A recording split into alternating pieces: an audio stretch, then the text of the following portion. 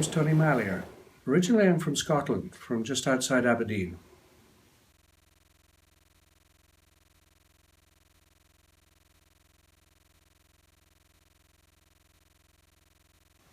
Well, I built ship models when I was a kid, and then I didn't do anything until about 8 years ago.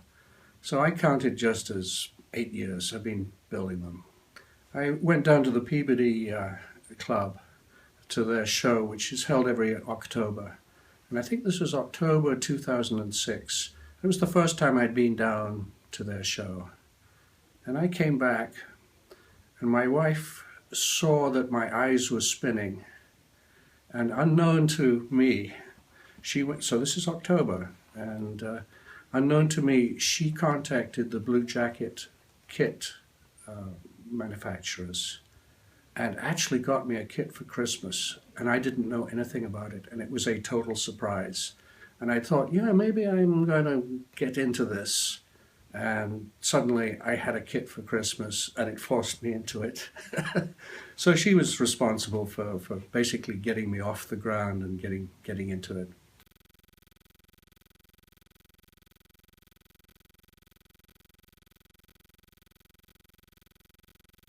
Well, that's an interesting approach. I like to have a story that's behind a ship. I don't just want a model of a skipjack or something that doesn't have some sort of original story behind it.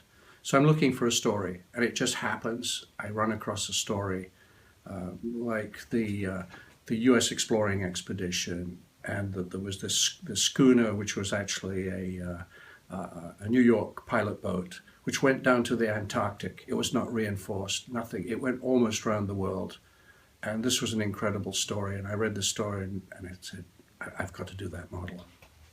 So I'm always looking for a story. And the first one after the kit didn't have a story to it.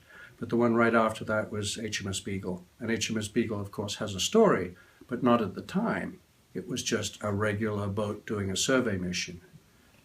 So Charles Darwin put Beagle on the map.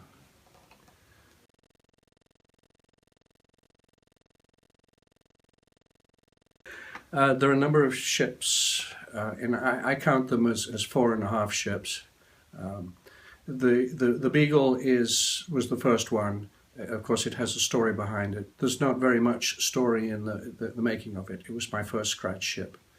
The second one was the USS Flying Fish, and it was my first into plank on frame. And that was kind of interesting, and you can see the frames through the side. The gunboat was interesting.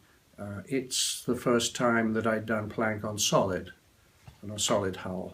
So it was interesting. And the Flying Dutchman is has its own story. It's a half ship, and it's a half ship built in plank on half frames.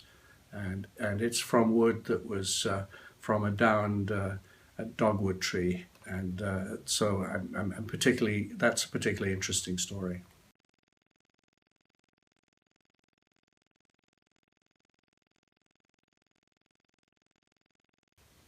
Well, there are two sides of it. Firstly, for me, it's a relaxation, and I work and I have a job. So in the evening, I come back. And I find that this is the most relaxing thing that I can do, even beyond watching television or anything like that. So I'll turn the television off and go model. So there's that side of it. But there's the second side, which is the story and being able to represent something that shows the story as an end result. So that's the second one, and then talking about it and displaying it and so forth. So there are two. There's the building of it and the relaxation of the building, and there's some challenges there as well. But also the showing the finished model.